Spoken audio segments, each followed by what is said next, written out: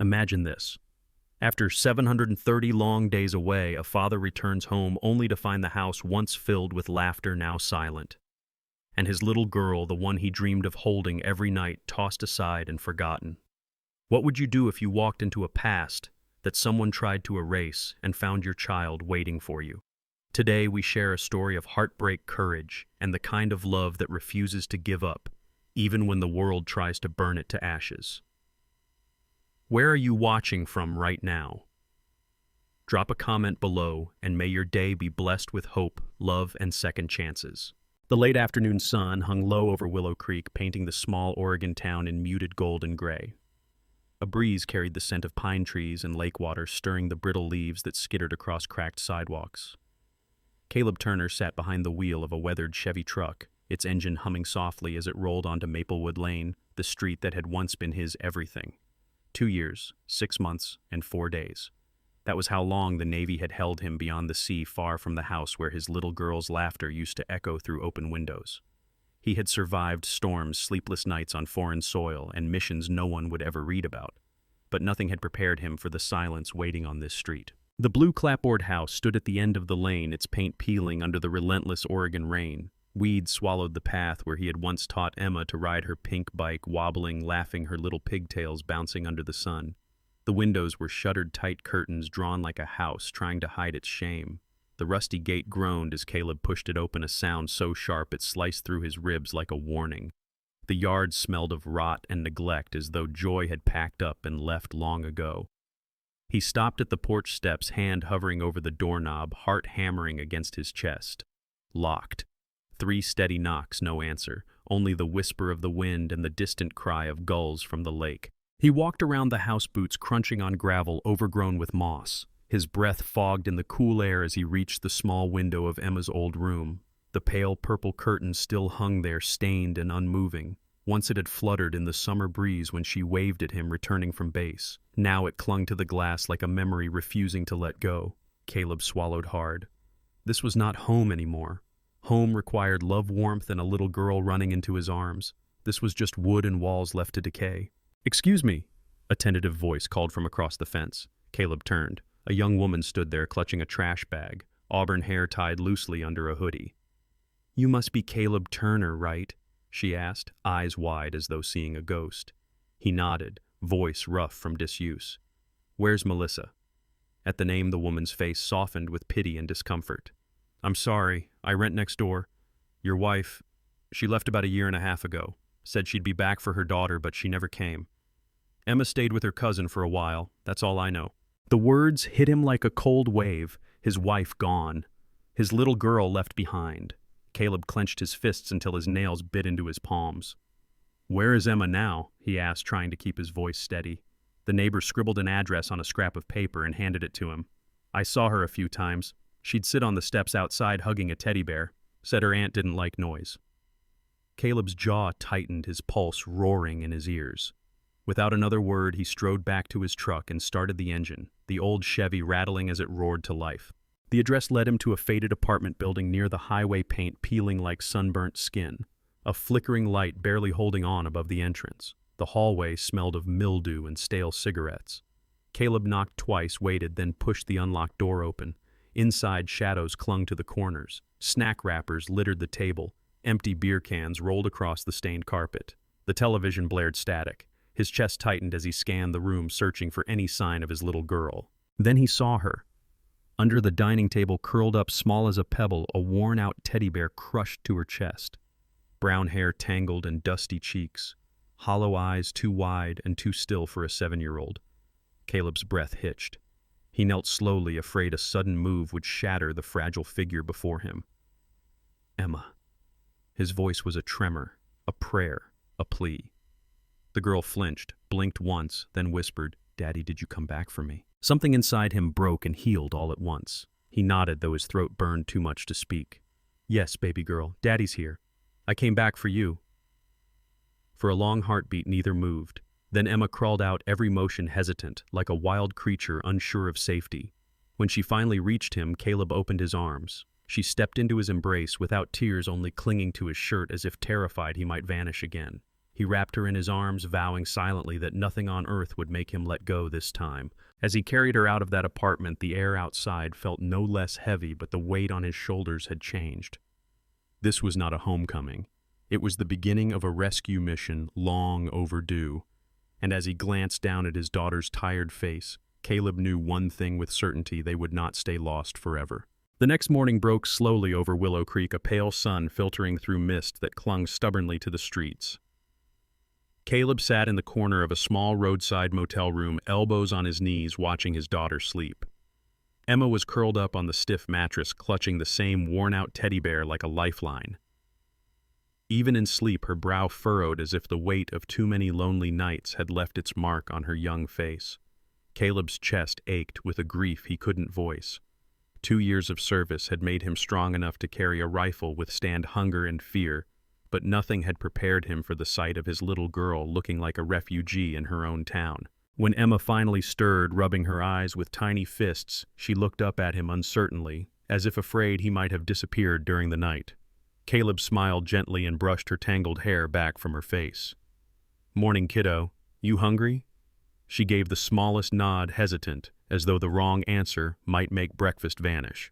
Caleb helped her into the oversized hoodie he'd bought from a 24-hour gas station the night before, then led her across the street to a diner that smelled of bacon grease and old coffee. Emma sat quietly at the booth, legs dangling above the floor.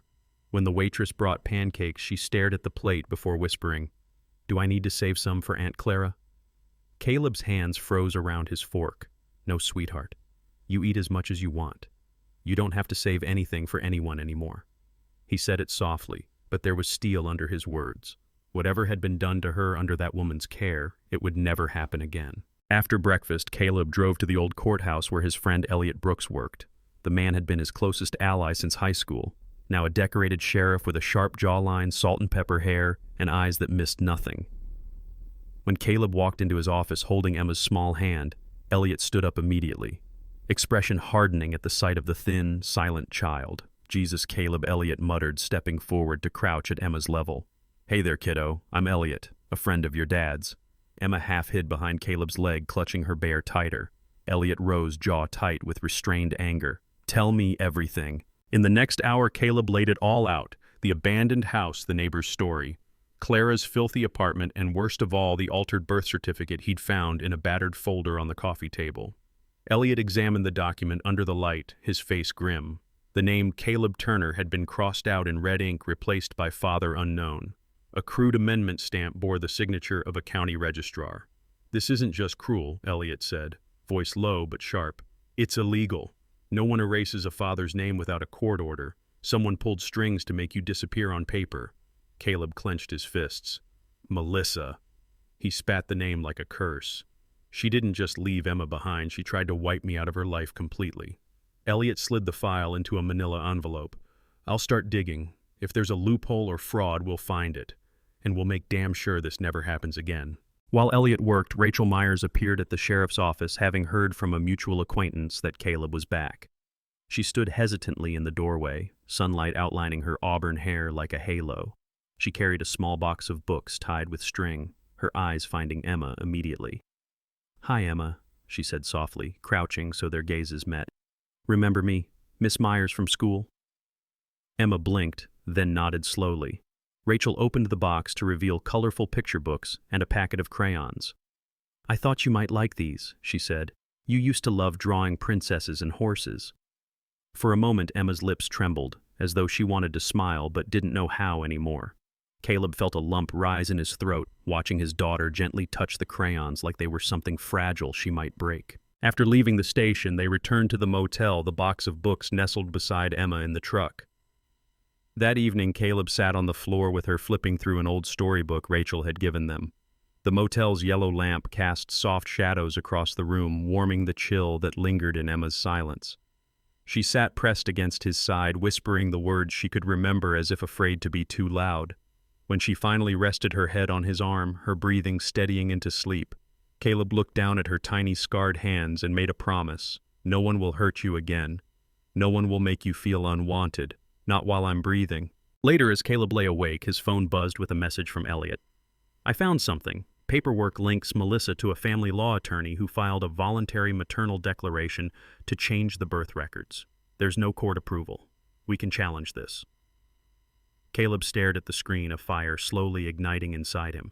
They had tried to burn his name to ashes, but tomorrow he would start rewriting the truth for Emma for both of them. The wind off Willow Creek Lake carried the damp smell of pine and rain as Caleb stood by the motel window staring out at the fog-draped water. His reflection in the glass looked older than 35. War and heartbreak had carved too many lines across his face. Behind him, Emma slept curled on the bed, clutching the teddy bear and crayons Rachel had given her. In the muted glow of the bedside lamp, he could see faint bruises on her small arms, old marks that time hadn't yet faded. Caleb tightened his fists until his knuckles whitened. Someone had failed her. Melissa had failed her. But not anymore. At sunrise, Elliot pulled up in his patrol car, engine idling as Caleb loaded Emma into the back seat. They drove toward the sheriff's office, the fog thinning as the town stirred awake. Over burnt coffee and a stack of stale donuts, Elliot spread out the files he'd unearthed overnight. Legal amendments, email correspondence, a notarized declaration Melissa had filed with the help of a divorce attorney named Alden Hayes. The papers looked official enough to fool any bureaucrat, but Elliot's sharp eyes had circled every irregularity. She used a voluntary maternal declaration to alter the records, Elliot explained, tapping a line of text. She claimed you were missing in action, presumed dead. No court order, no DNA test, just her word. Caleb's jaw tensed. She erased me so she could pretend Emma never had a father. Or, Elliot said grimly, so she could sell the image of a clean slate to her new fiancé. The guy's name is Trevor Langford, tech investor out of Seattle. Weddings in 3 weeks. Caleb stared at the documents, his blood running cold. He remembered Melissa's soft promises when Emma was born, the way she'd sworn they'd always be a family no matter where the Navy sent him. Those promises had turned to smoke the moment a richer man came along. He wanted to hate her, but all he could feel was a raw ache for the little girl who had been left to fend for herself. "What do we do?" he asked quietly. Elliot leaned back, expression hard. "We build a case. You're still on the birth certificate in the original record. We prove the fraud, you win custody.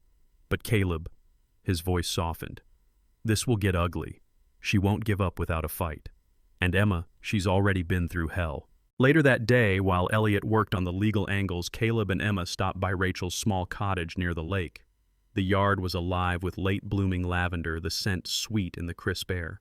Rachel opened the door with a warm smile that faltered when she saw Emma's withdrawn gaze. "Hey, sweetheart," she murmured, crouching down to Emma's level.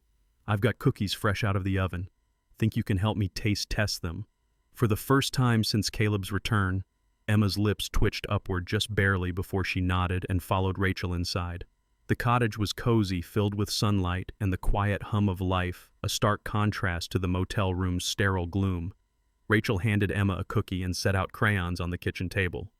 As the little girl drew silently, Rachel leaned against the counter beside Caleb. "She barely speaks," Rachel whispered, pain flickering in her eyes. "At school, we used to try to coax words out of her, but she'd just sit there waiting for someone who never came." Caleb swallowed hard, guilt heavy in his chest. That someone was supposed to be me. Rachel touched his arm gently. "Don't blame yourself for leaving to serve. Blame the ones who chose not to love her enough." That evening, Elliot called with a lead. Melissa's attorney, Alden Hayes, had kept digital records of their dealings. Among them was a forwarded message from Melissa herself, written months after Caleb's deployment, stating, "If he ever comes back, I'll just say I had to move on. He won't fight for custody if I make it seem like he abandoned us first." Caleb read the words on Elliot's phone, hands shaking, not with pain this time, but with resolve. "She's not going to take another day from Emma," he said, voice low, lethal in its certainty.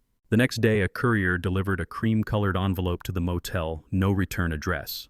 Inside was a single letter. Caleb stopped digging. "She's mine now. You've been gone too long. Sign whatever papers they send you and let us have peace." Caleb stared at the words, knowing instantly who had sent them: Trevor Langford, Melissa's soon-to-be husband.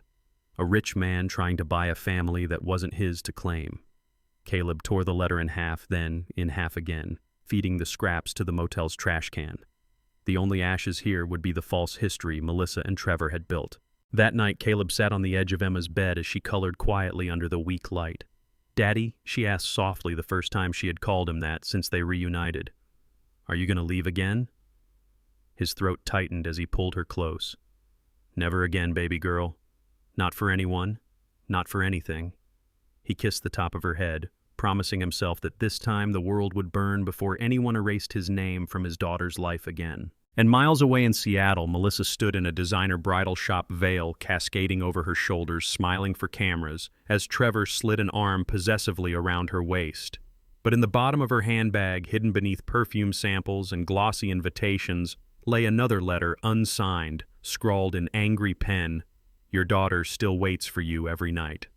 The paper trembled in her hands before she struck a match, watching the flame devour the message. She thought burning it would silence the past. She was wrong. The rain had been falling over Seattle all morning, turning the city's glass towers into blurred streaks of silver. Caleb gripped the steering wheel of Elliot's borrowed SUV, knuckles pale as they crossed the bridge into downtown. Emma sat in the back seat, her small hands wrapped around the teddy bear, eyes wide at the endless rows of tall buildings. She didn't ask where they were going. She didn't ask about the mother she hadn't seen in almost 2 years. Caleb wasn't sure if she was afraid of the answer or simply didn't expect one anymore. Elliot sat beside him, tapping on a manila folder stuffed with documents, original birth certificate DNA results, and a court motion prepared overnight by a sympathetic family lawyer. "You don't have to do this in person," Elliot said quietly, glancing at his friend. "We can deliver the papers, let the court handle the rest." Caleb's jaw tightened.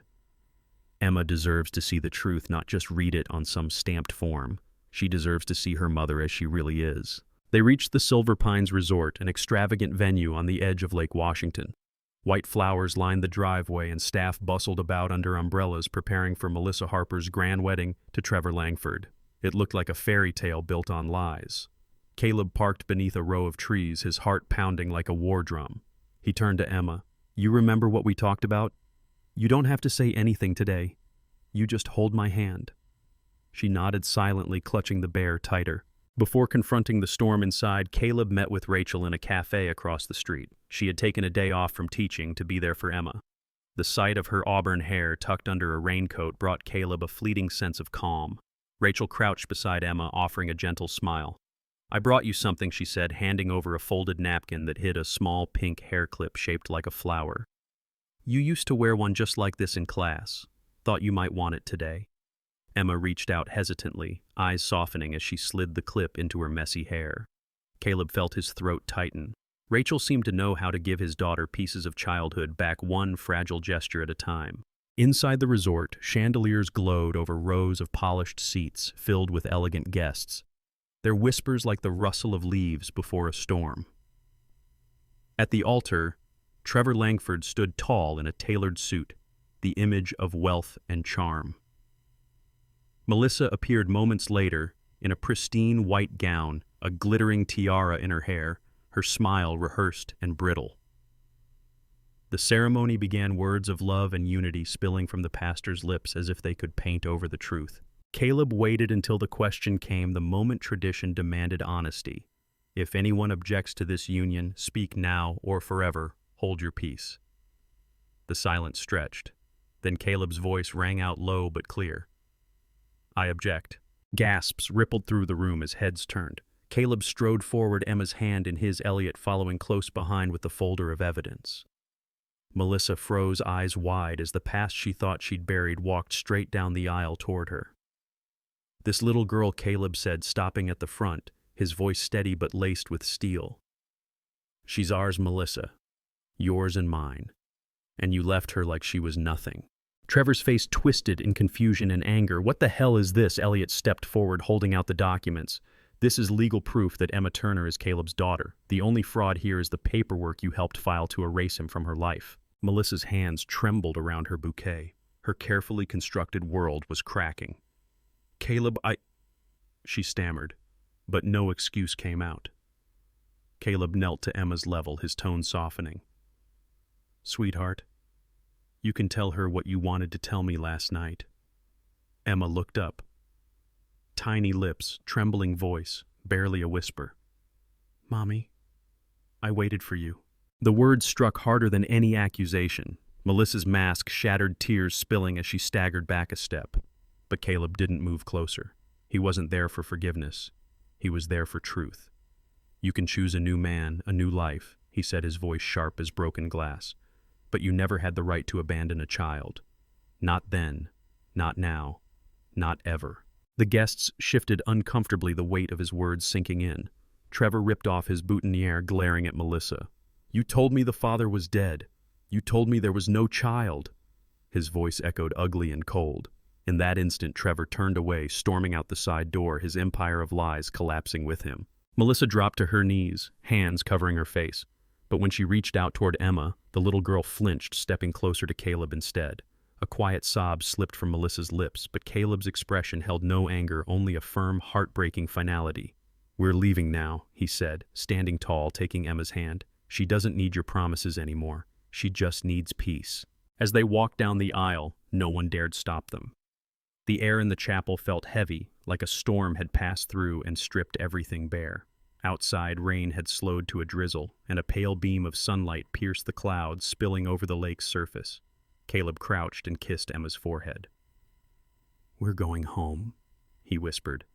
And for the first time, Emma's small fingers tightened around his hand as though she believed him. Far away from the wreckage of a wedding that would never finish, Rachel opened her cottage door that evening to find Caleb and Emma standing there, soaked from rain, but free from a past that no longer had chains strong enough to hold them. The first morning at Willow Creek Lake smelled of pine needles and fresh rain. Mist curled lazily over the still water, and birdsong broke the silence like the first notes of a long-forgotten lullaby. Caleb stood on the porch of the small wooden house he had just rented, hands on his hips, breathing in the crisp air as though he could finally fill his lungs again. Behind him, through the screen door, Emma stirred under a soft quilt on the couch. She had refused to sleep alone last night, afraid that if she woke up in a room by herself, her father might be gone again. Caleb had stayed awake most of the night, watching the rise and fall of her tiny chest, promising silently to never let that fear take root again. The house wasn't much weathered siding, creaking floorboards, a sagging fence out back, but it sat only 50 yards from the lake, where willows dipped their branches into the water like they were whispering secrets to the ripples. There were wildflowers sprouting along the path, stubborn bursts of color pushing through soil long untended. It wasn't perfect, but it was real, and for Caleb and Emma, it was the beginning of home. Rachel arrived mid-morning, her pickup truck rumbling up the gravel driveway. She hopped out in worn jeans and a faded blue flannel, a basket balanced on one hip and that easy, gentle smile on her lips. "Housewarming gifts," she said, holding out a loaf of warm bread and a few jars of homemade jam. "Thought you two might need more than gas station snacks." Caleb felt something unfamiliar tug at his chest, not gratitude alone, but a quiet warmth he hadn't felt in years. Emma peeked shyly from the doorway, her teddy bear tucked under her arm. Rachel crouched, pulling a small packet of wildflower seeds from her jacket pocket. "Want to help me plant a garden later? That fence out back looks lonely without flowers."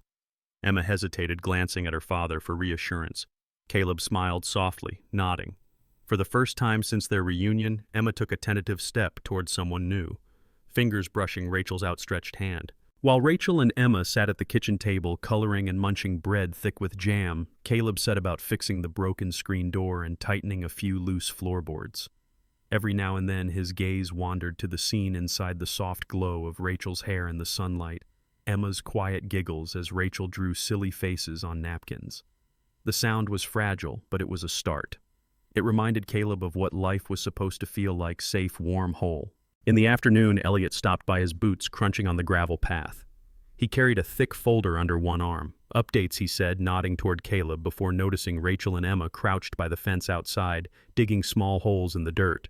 "Looks like you've got better company than me," he added with a rare grin. Inside, Elliot laid out the documents on the kitchen counter. "The judge issued a preliminary order granting you full temporary custody," he explained. "Melissa's lawyer tried to fight it, but with everything we've uncovered, the fraudulent paperwork, abandonment records, it wasn't hard for the court to see where justice belongs." Caleb exhaled, a weight lifting from his shoulders. Elliot's tone grew firmer. "But keep this in mind, Melissa can appeal. You need to be prepared to fight until the final ruling." Caleb's eyes darkened, but his voice was calm. "I'll fight as long as it takes. She's my daughter. No one's taking her from me again." Rachel stepped in quietly, overhearing the last line. She laid a hand on Caleb's arm, a simple touch, grounding him more than words ever could. "You're not doing this alone," she said softly. Emma has more people on her side than she knows. Later that evening, the three of them sat outside on the porch steps, watching the lake glow under a lavender sunset. Emma Sand, still clinging to her shoes, leaned her head on Caleb's shoulder. In her lap was a small pot with the first sprouting flower they had planted with Rachel earlier. "Daddy," she murmured, voice tentative but hopeful. Do we live here now?" Caleb turned to look at her, heart tight with emotion. "Yes, baby girl," he whispered, kissing the crown of her head. "This is our home." Rachel watched from the edge of the porch, her smile tender. Caleb caught her gaze, and for a moment something unspoken passed between them. Not romance, not yet, but a promise of shared strength, of healing together. This house by the lake was no longer just shelter. It was where Emma could laugh again, where Caleb could shed the armor of years at war, and where a fractured family could slowly knit itself whole. That night, after tucking Emma into bed with her teddy bear and a soft nightlight, Caleb sat by the window, staring at the moon's reflection on the water. The past still lingered like a shadow behind him, but the air here felt different. It smelled of beginnings. He thought of Emma's small hand clutching his, of Rachel's patience, of Elliot's unwavering support. For the first time in years, Caleb allowed himself to believe that maybe, just maybe, they weren't just surviving anymore. They were living. The morning sun stretched long golden fingers across Willow Creek Lake, the mist rolling off the water like a sigh of relief. The little house by the lake seemed to breathe too, its windows open, curtains fluttering gently, as if they were finally allowed to move again. Caleb stood barefoot on the porch, a mug of coffee warming his hands. For the first time in years, there was no tension in his shoulders, no gnawing weight in his chest. Only the sound of birdsong and the soft padding of small feet approaching from behind. Emma appeared in the doorway, hair mussed from sleep, teddy bear dangling from one arm. She wore the pink hair clip Rachel had given her days ago, now slightly crooked, but cherished like a crown. "Daddy?" she whispered, voice still fragile but brighter than before. "Can we go to the water?" Caleb set down his mug, crouched to her level, and kissed her forehead. "Of course we can, baby girl. Let's leave footprints all over the sand." Moments later, the two of them walked hand in hand along the shore. The lake was glassy, the sky above a canvas of soft blues and peaches. Emma's small bare feet left tiny prints beside Caleb's larger ones, weaving a pattern of belonging that no storm could erase. She ran ahead, suddenly laughing, a sound Caleb hadn't heard in so long it startled him, a melody sweeter than any memory. He chased after her, scooping her up and spinning her in the cool morning air, both of them breathless with joy. Rachel arrived mid-morning, bringing a picnic basket and that steady warmth that seemed to calm every storm around her. Elliot followed later with fishing rods and a battered football, declaring that every new home deserved a family day. The four of them settled on a plaid blanket near the water, sunlight glittering on the lake like spilled diamonds. Emma leaned against Rachel, munching on a peanut butter sandwich, while Caleb listened to Elliot's easy laughter and thought, "This is what a real life feels like. This is what Emma deserves every day of her childhood." After lunch, they flew a kite Rachel had found in her attic. Emma ran barefoot across the sand, the kite's tail streaming behind her like a banner of victory. Every shout of joy, every burst of giggles seemed to scrub away years of silence and fear. Caleb stood beside Rachel, watching his daughter with a quiet awe that made his eyes sting. "She's finally free," he murmured. Rachel slipped her hand into his, not as a promise of romance, but as a promise of steadfast friendship, of healing that would not waver. Later that evening, as the sun dipped low and painted the lake in molten gold, Emma tugged Caleb's hand.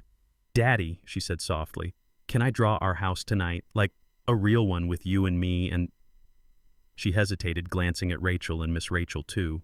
Caleb's heart swelled. He knelt down, holding her tiny hands in his. "Yes, baby girl. Draw every dream you have, because now we get to make them real." Inside the house after dinner and a warm bath, Emma curled on the couch with her crayons and sketch pad. Her drawing this time had no gray smudges or lonely stick figures. It showed a small blue house by the water, 3 smiling people standing in front, a teddy bear by their side, and a sun shining overhead. At the top, in uneven handwriting, she wrote, "My forever home." When she fell asleep on the couch, Caleb carried her to bed, tucking the teddy bear under her arm and whispering, "You'll never have to wait alone again." Standing in the doorway, Rachel wiped a tear from her cheek, and Caleb, meeting her eyes, felt something unshakable settle inside him, a future worth fighting for, no longer built on battles, but on love. The next day, a letter arrived in the mail. Melissa's name was on the return address, but Caleb didn't open it immediately. When he finally did, he found a short note inside. I can't undo what I've done. Please tell Emma I'm sorry. I hope you both find happiness. Caleb folded it carefully, placing it in a drawer, not to hide it, not to reopen old wounds, but to keep it safe for a day when Emma might want answers. Outside, Emma's laughter rang out as she chased the kite across the sand. Caleb watched her, knowing that the past could no longer touch her, not here, not in this life they were building together. The lake shimmered under the afternoon sun, reflecting two sets of footprints winding side by side along the shore, one small, one large, both moving forward, never alone again. This story reminds us that even in the darkest seasons of life, God never stops working miracles. A father's love was tested. A child's heart was nearly broken, yet through faith and perseverance they found their way home again. It is a powerful reminder that no matter how lost we feel, God can guide us back to love, safety, and healing. In our everyday lives, we may face betrayal, loneliness, or moments where hope feels far away. But just like Caleb and Emma, we are never truly abandoned. God's grace can turn pain into purpose and give us a second chance to begin again. If this story touched your heart, please share it with others. Leave your thoughts in the comments and remember to subscribe to our channel for more stories of hope and faith. May God bless you and your loved ones with protection and peace. If you believe in the power of His miracles, type Amen in the comments below as a prayer for every child and every parent seeking love and healing today.